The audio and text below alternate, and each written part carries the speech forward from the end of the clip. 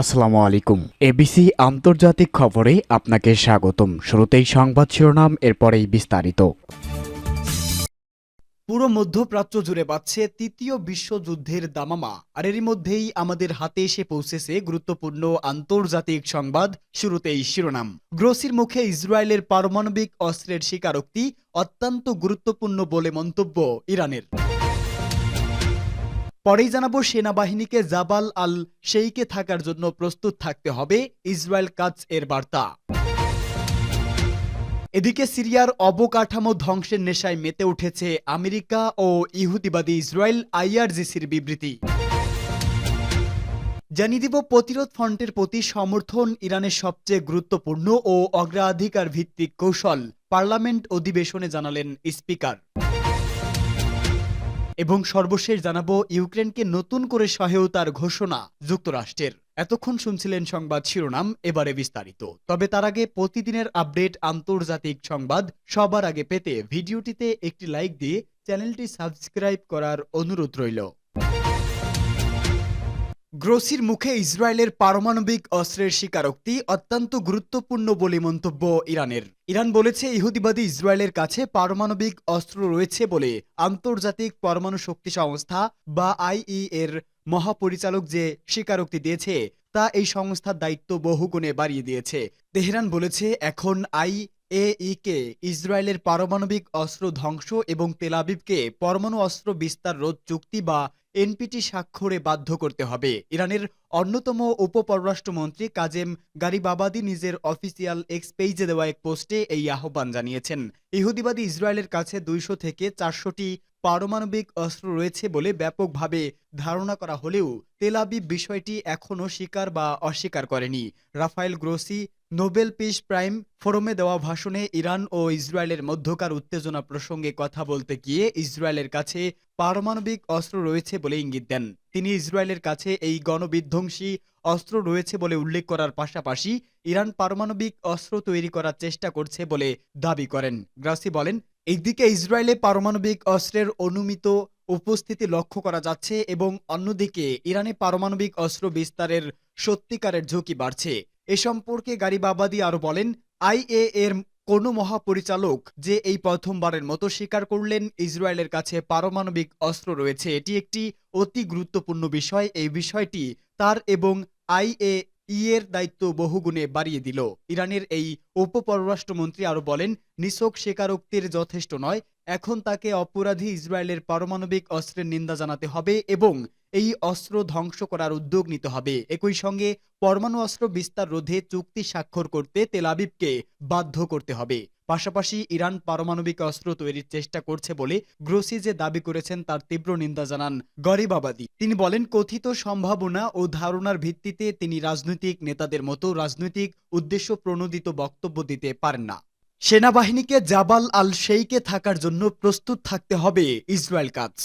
ইহুদিবাদী ইসরায়েলের যুদ্ধমন্ত্রী সিরিয়ার জাবাল আর শেইখ বা হরমোন মাউন্টেনের কৌশলগত চূড়া দখলকে একটি গুরুত্বপূর্ণ ঐতিহাসিক মুহূর্ত হিসেবে বর্ণনা করেছেন। সেনাবাহিনীকে ওই চূড়ায় অবস্থানের দিক নির্দেশনা দিতে গিয়ে এক বিবৃতিতে ইসরায়েল কাদস আজ শুক্রবার একথা বলেন। ইহুদিবাদী যুদ্ধমন্ত্রী এই বিবৃতিতে দাবি করেছেন, নেতানিয়াহু এবং আমি গোলান হাইটস পরিদর্শন করেছি এবং সিরিয়ার হরমোন পর্বতের চূড়াগুলো দেখেছি, যে চূড়াগুলো 51 বছর পর আমাদের নিয়ন্ত্রণে ফিরে এসেছে। ইহুদিবাদী গণমাধ্যমগুলো জানিয়েছে, ইহুদিবাদী যুদ্ধমন্ত্রী আরও বলেছেন, আমি ইসরায়েলি সেনাবাহিনীকে নির্দেশ দিয়েছি পুরো শীতকাল জুড়ে হরমোন পর্বতের চূড়ায় অবস্থান করার জন্য প্রস্তুতি নিতে। এই ইহুদিবাদী কর্মকর্তা আরও বলেছেন, সিরিয়া যেসব ঘটনা ঘটছে তার মধ্যে মাউন্ট হারমোনের উপর আমাদের নিয়ন্ত্রণ অত্যন্ত নিরাপত্তাগত দিক থেকে খুবই গুরুত্বপূর্ণ। সিরিয়ার অবকাঠামো ধ্বংসের নেশায় মেতে উঠেছে আমেরিকা ও ইহুদিবাদী ইসরায়েল, আইআরজিসির বিবৃতি। ইরানের ইসলামী বিপ্লবী গার্ড বাহিনী বা আইআরজিসি বলেছে, বিদেশি মদতপুষ্ট সশস্ত্র গোষ্ঠীগুলোর হাতে সিরিয়ার পতন হওয়ার পর সৃষ্ট অস্থিতিশীলতাকে কাজে লাগিয়ে দেশটির অবকাঠামো ধ্বংসের নেশায় মেতে উঠেছে আমেরিকা ও ইহুদিবাদী ইসরায়েল। এই বাহিনী এক বিবৃতিতে সিরিয়ার অখণ্ডতা ও সার্বভৌমত্বের বিরুদ্ধে ইহুদিবাদী বাহিনীর ভয়াবহ হামলার তীব্র নিন্দা জানিয়েছে। বিবৃতিতে বলা হয়েছে, ইসরায়েলি বাহিনী সিরিয়ার আবাসিক ও সামরিক স্থাপনায় বোমা বর্ষণ করে দেশটির গুরুত্বপূর্ণ অবকাঠামোগুলো ধ্বংস করেছে এবং সিরিয়ার ভূমি জবরদখল করেছে। এ ধরনের নগ্ন হামলার ব্যাপারে বিস্ময়কর নীরবতা দেখানোর জন্য বিবৃতিতে পশ্চিমা দেশগুলোর তীব্র সমালোচনা করেছেন। আইআরজিসির বিবৃতিতে বলা হয়, সিরিয়ার জাতীয় নিরাপত্তা ও সার্বভৌমত্ব এবং ভৌগোলিক অখণ্ডতা রক্ষা করার প্রয়োজনীয়তাকে ইরান নিজের মৌলিক নীতি বলে মনে করেন। সিরিয়ার ভবিষ্যৎ নির্ধারণ করার একমাত্র অধিকার দেশটির জনগণের রয়েছে এবং এই ন্যায়সঙ্গত ও বৈধ অধিকারের প্রতি আন্তর্জাতিক সমাজকে সম্মান জানাতে হবে। ইসলামী বিপ্লবী গার্ড বাহিনীর বিবৃতিতে বলা হয়েছে, পরিবর্তিত পরিস্থিতিতে ইসলামী প্রতিরোধ ফ্রন্ট নিষ্ক্রিয় থাকবে না, বরং আঞ্চলিক দেশগুলোর ভৌগোলিক অখণ্ডতা লক্ষ্য করে যে কোনো হামলা এবং এসব দেশকে খণ্ড বিখণ্ড করার যে কোনো প্রচেষ্টা বুদ্ধিমত্তার সঙ্গে রুখে দেবে। তাহরির আশ-শামের নেতৃত্বাধীন বিদেশি মদতপুষ্ট সশস্ত্র গোষ্ঠীগুলো সিরিয়ার উত্তরাঞ্চলে বড় ধরনের সাফল্য অর্জনের পর গত রোববার সকাল নাগাদ রাজধানী দামেস্ক দখল করে নেয়। এর মাধ্যমে দেশটিতে প্রেসিডেন্ট বাশার আল আসাদ সরকারের পতন ঘটে। বিভিন্ন রিপোর্ট থেকে জানা যায়, ইহুদিবাদী ইসরায়েল, তুরস্ক ও কিছু পশ্চিমা দেশের সরাসরি পৃষ্ঠপোষকতা নিয়ে তাহরির আশ-শামস বিদ্যুৎ গতিতে সিরিয়ার উপর নিয়ন্ত্রণ প্রতিষ্ঠা করেছে।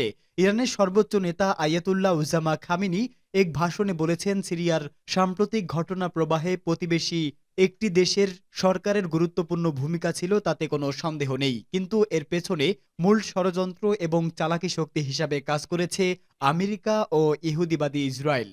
প্রতিরোধ ফ্রন্টের প্রতি সমর্থন ইরানের সবচেয়ে গুরুত্বপূর্ণ ও অগ্রাধিকার ভিত্তিক কৌশল, পার্লামেন্ট অধিবেশনে জানালেন স্পিকার। ইরানের পার্লামেন্ট স্পিকার মোহাম্মদ বাকের কলিভভ বলেছেন, তার দেশের জাতীয় নিরাপত্তা রক্ষা ও শক্তি বৃদ্ধি নিশ্চিত করতে প্রতিরোধ ফ্রন্টের প্রতি ইসলামী প্রজাতন্ত্র ইরানের সমর্থন অব্যাহত থাকবে। এটিকে তিনি ইরানের সবচেয়ে গুরুত্বপূর্ণ ও অগ্রাধিকার ভিত্তিক কৌশল বলেও বর্ণনা করেছেন।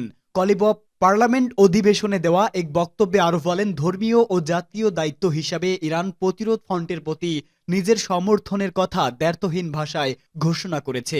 ইরানের পার্লামেন্ট স্পিকার বলেন, সারা বিশ্বের মুসলিম জাতিগুলোর পাশাপাশি স্বাধীনচেতা মানুষেরা ইহুদিবাদী ইসরায়েলের অপরাধী ও বিপজ্জনক চরিত্র সঠিকভাবে উপলব্ধি করতে পেরেছে। তিনি আরও বলেন, ইরান এ ব্যাপারে নিশ্চিত যে প্রতিরোধ ফ্রন্টের উন্নত ও সমৃদ্ধ চেতনা আগের চেয়েও দ্রুত গতিতে গোটা পশ্চিম এশিয়া অঞ্চলে ছড়িয়ে পড়বে। ইরানের এই শীর্ষ পার্লামেন্টারিয়ান বলেন, সিরিয়ার প্রেসিডেন্ট বাশার আল আসাদ সরকারের পতনের কারণে নিশ্চিতভাবে প্রতিরোধ ফ্রন্টের কাজ ব্যাহত হয়েছে, কিন্তু লেবাননের হিজবুল্লাহর মতো প্রতিরোধ সংগঠনগুলো সম্প্রতি প্রমাণ করেছে যে তারা শুধু নতুন পরিস্থিতির সঙ্গে মানিয়ে নিতেই সক্ষম নয়, সেই সঙ্গে তারা আগের চেয়েও গতিশীল ও শক্তিশালীভাবে ফিরে আসতে পারে।